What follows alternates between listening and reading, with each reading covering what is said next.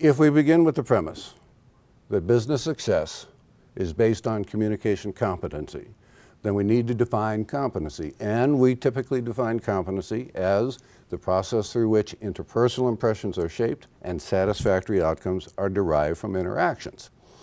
It's one thing to talk about competency, but then you need to identify the components of competency. Components of competency vary, but the three that I'm most concerned with are adaptability, effectiveness, and appropriateness.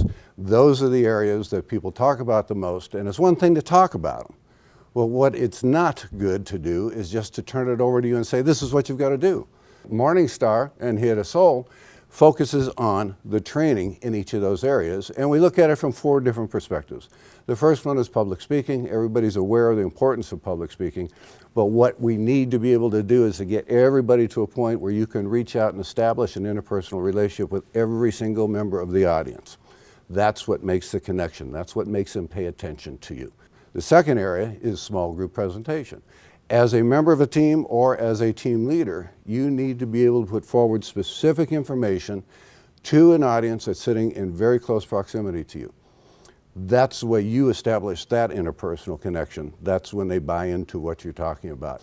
The third area, which is kind of a special area, but becoming more and more important to a lot of people, especially in the political world, is the notion of the debate.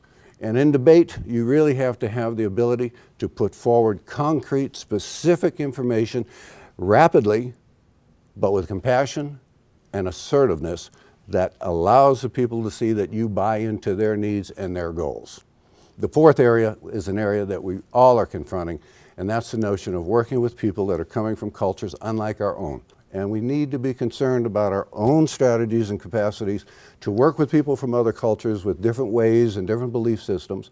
But probably more importantly, since so many of our senior executives are now coming from around the world, we need to provide training for them so that they indeed can interact much more fluently with us and also with their audience. So, if it's okay, what I'd like to do now would be to throw some of these concepts up on the screen, and let's break them down and look at them in a little more detail, okay?